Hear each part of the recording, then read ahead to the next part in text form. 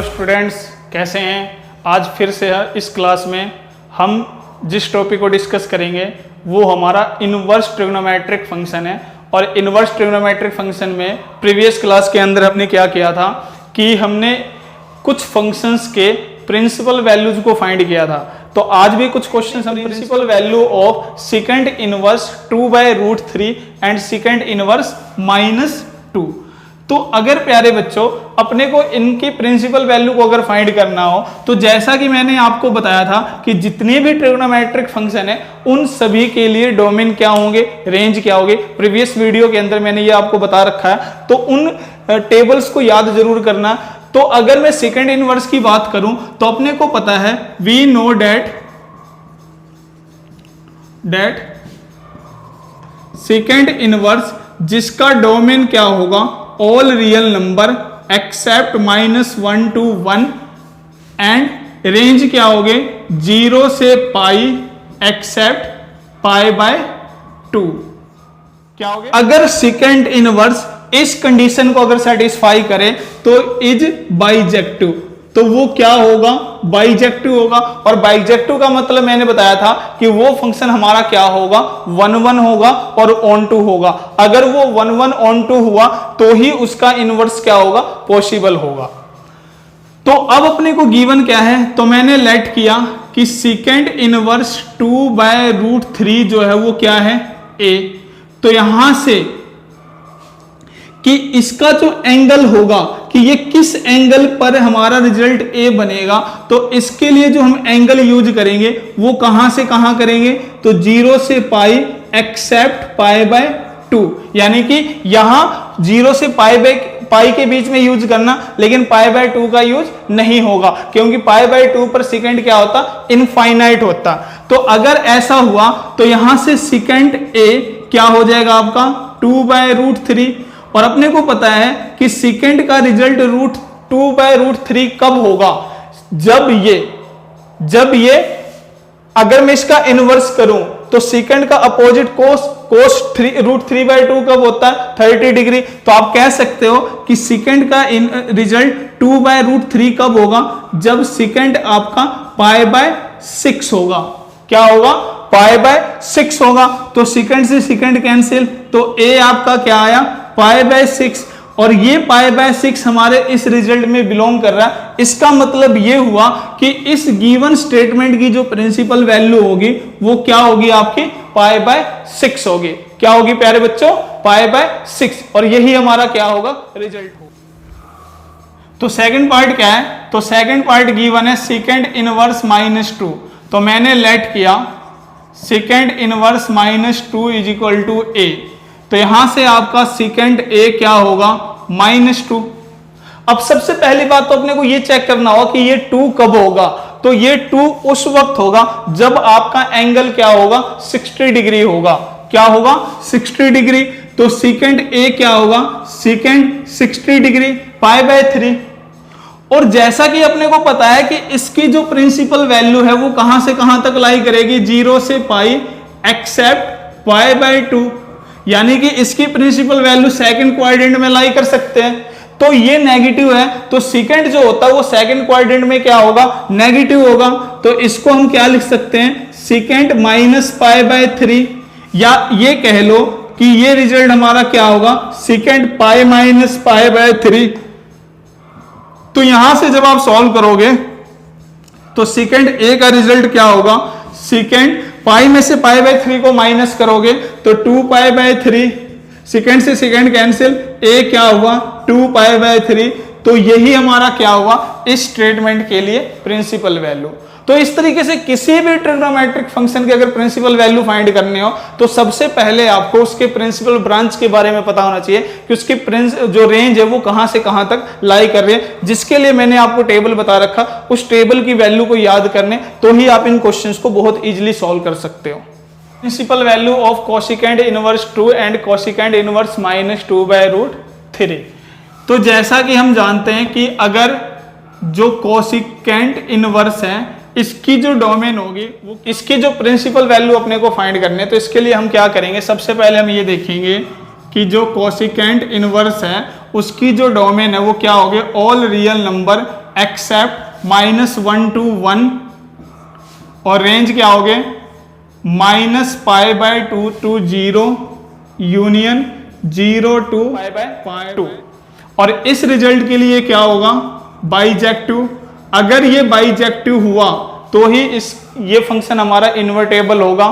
अब देखो अगर अपने को इसके प्रिंसिपल वैल्यू फाइंड करने हैं तो स्टेटमेंट क्या है हमारे पास, तो हमारे पास स्टेटमेंट है कोसिकेंट इनवर्स 2।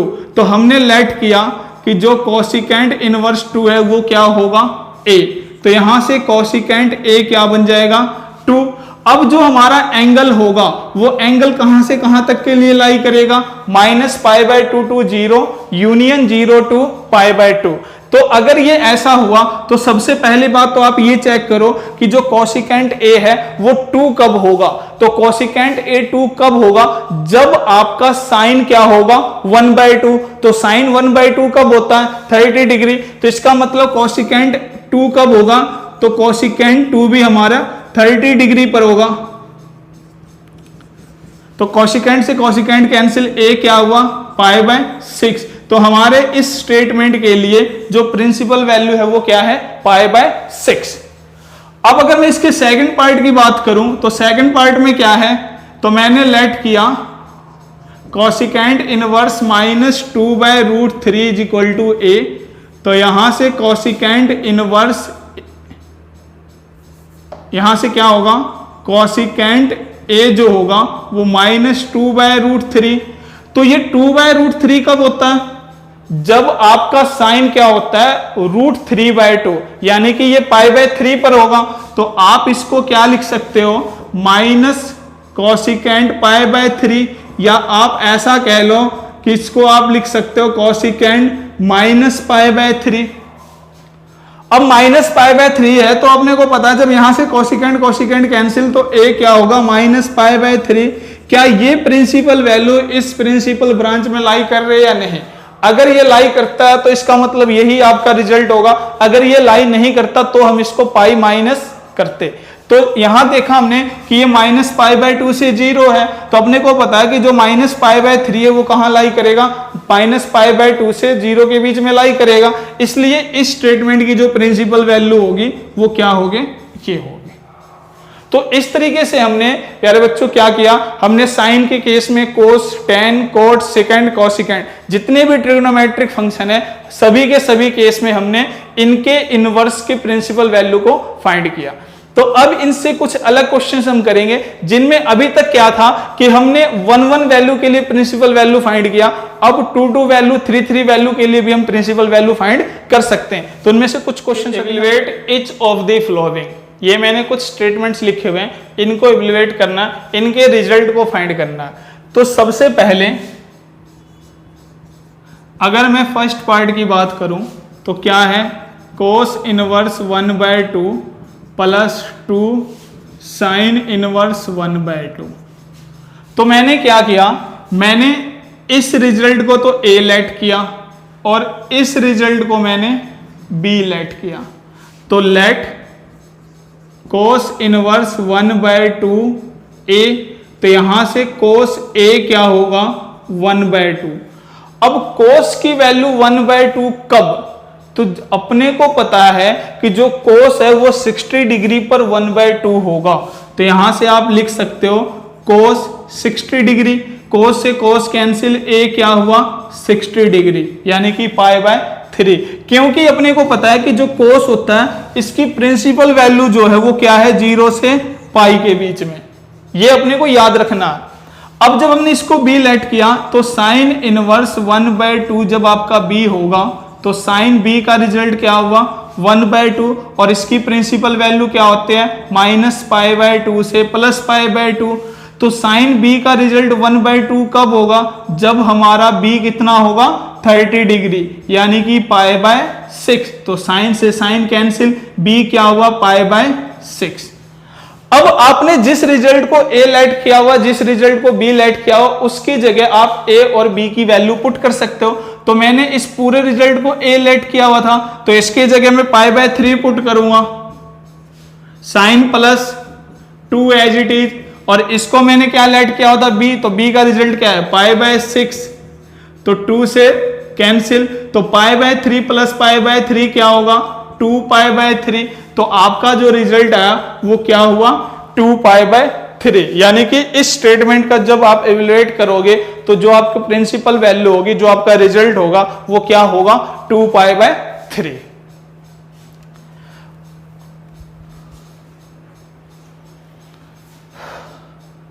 अब देखें सेकंड पार्ट को देखते हैं।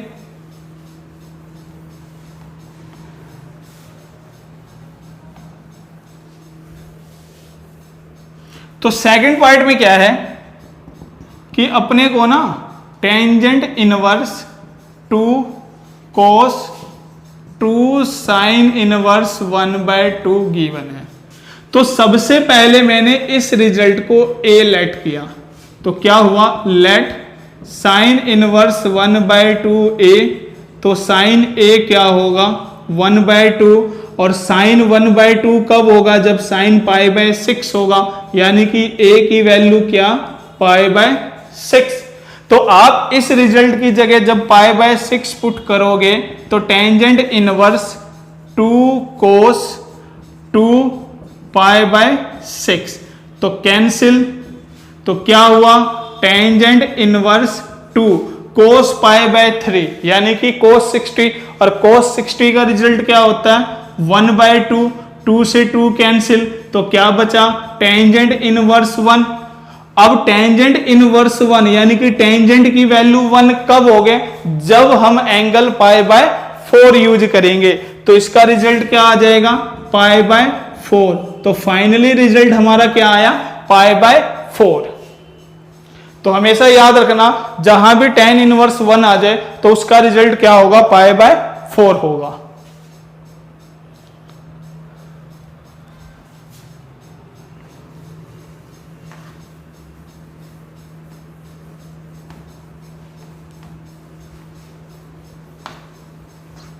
Question number 3।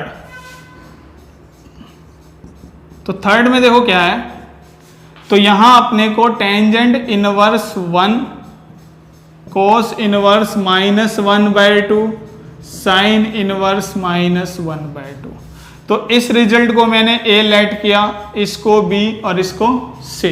तो अपने को पता है कि टेंजेंट इनवर्स 1 जो है वो क्या है ए, तो यहां से टेंजेंट ए क्या होगा 1, और टेंजेंट की वैल्यू 1 कब जब ए क्या हुआ पाई बाय 4। अभी मैंने प्रीवियस क्वेश्चन में भी बताया था कि tan इनवर्स 1 क्या होता है पाई बाय 4। तो इसको जब आप cos इनवर्स -1/2 को b लेट करोगे तो cos इनवर्स b क्या हुआ -1/2, और cos की वैल्यू 1/2 कब जब cos हमारा 60 डिग्री होगा, तो cos b क्या हो जाएगा माइनस cos 60 डिग्री, तो cos b cos -π/3, और सेकंड क्वाड्रेंट में अपने को पता है cos नेगेटिव होगा, तो हम इसको लिख सकते हैं क्या cos π-π/3। तो π-π/3 जब आप करोगे तो यहां से cos b आपका क्या हो जाएगा cos 2π/3, तो cos से cos कैंसिल, b क्या आया आपका 2π/3, तो क्या हो जाएगा ये 2π/3। अब अगर बात हम साइन इनवर्स की करें तो लेट साइन इनवर्स -1/2 क्या हुआ प्यारे बच्चों c। तो यहां से साइन c का रिजल्ट आया -1/2। अब साइन c 1/2 कब होगा 30 डिग्री, तो इसको मैं लिख सकता हूं साइन -π/6, और अपने को पता है साइन की प्रिंसिपल वैल्यू जो होते हैं वो -π/2 से +π/2, तो इसलिए यहां से जो c का रिजल्ट आएगा वो क्या होगा -π/6। अब जिसको हमने a लेट किया, जिसको b, जिसको c, तो a की जगह a की वैल्यू पुट करो, तो क्या हुआ π/4 प्लस b की वैल्यू 2π/3 प्लस c, तो c की वैल्यू क्या है -π/6। तो जब आप यहां से एलसीएम लोगे तो एलसीएम आपका क्या होगा 12, तो 4 × 3 3π, 3 4 8π माइनस 2π, तो आपका रिजल्ट क्या हुआ 11 - 2 9π/12, कैंसिल करोगे 3 4 यानी कि 3π/4, ये आपका क्या आ जाएगा रिजल्ट। तो इसका रिजल्ट क्या आया प्यारे बच्चों 3 पाई बाय 4 पार्ट है, इसमें क्या है, tangent inverse root 3 secant inverse -2 cosecant inverse 2 by root 3। तो इसको हमने ए लेट किया, बी सी। तो सबसे पहले जब टेन इनवर्स रूट 3 ए होगा तो टेंजेंट ए का रिजल्ट रूट 3, और टेंजेंट रूट 3 कब होता है, जब ए आपका क्या हो 60 डिग्री, क्योंकि टेंजेंट की वैल्यू रूट 3 कब होती है प्यारे बच्चों, 60 डिग्री पर। अब सेकंड क्या है, जब आप सेकेंड इनवर्स -2 को बी लेट करोगे तो यहां से सेकेंड बी -2। अब सेकेंड का रिजल्ट 2 कब होगा, जब आपका कोस क्या होगा 1/2, और कोस 1/2 कब होता है 60 डिग्री। तो यहां से सेकेंड बी क्या हुआ आपका माइनस सेकेंड 60 डिग्री। लेकिन जो सेकेंड है इसकी प्रिंसिपल वैल्यू 0 से पाई के बीच में, तो आप इसको लिख सकते हो secant be secant pi minus pi by 3। तो सॉल्व जब आप करोगे तो ये हो जाएगा 2 पाई बाय 3, यानी कि बी का रिजल्ट क्या आया 2 पाई बाय 3। इसी तरीके से जो थर्ड पार्ट है वो क्या है, कोसिकेंट इनवर्स 2 बाय रूट 3 को जब हमने सी माना तो यहां से कोसिकेंट सी क्या होगा 2 बाय रूट 3, और कोसिकेंट रूट 2 बाय रूट 3 कब होता है प्यारे बच्चों, जब आपका साइन रूट 3/2 होता है। तो साइन रूट 3/2 60 पर होगा, तो कोसिकेंट 2 बाय रूट 3 कब होगा, जब आपका सी 60 डिग्री यानी कि पाई बाय 3। तो यहां से सी की वैल्यू क्या पाई बाय 3। अब जब हम इन वैल्यूज को इस गिवन रिजल्ट में पुट करेंगे तो ए की वैल्यू क्या है पाई बाय 3 माइनस बी की वैल्यू क्या है 2 पाई बाय 3 प्लस सी की वैल्यू क्या है पाई बाय 3। तो पाई बाय 3 प्लस पाई बाय 3 क्या हुआ 2 पाई by 3 minus 2 pi by 3, positive से नेगेटिव कैंसिल, क्या आया 0। तो फाइनली जो रिजल्ट हमारा होगा प्यारे बच्चों वो क्या होगा 0। तो इस तरीके से हमने ये जितने भी ट्रिग्नोमेट्रिक फंक्शन गिवन थे इनवर्स ट्रिग्नोमेट्रिक, इनके प्रिंसिपल वैल्यू को हमने फाइंड किया। इससे प्रीवियस वीडियो के अंदर हमने सिंगल वैल्यूज के प्रिंसिपल वैल्यू को फाइंड किया था, इसमें हमने डबल ट्रिपल प्रिंसिपल वैल्यू के फाइंड किया।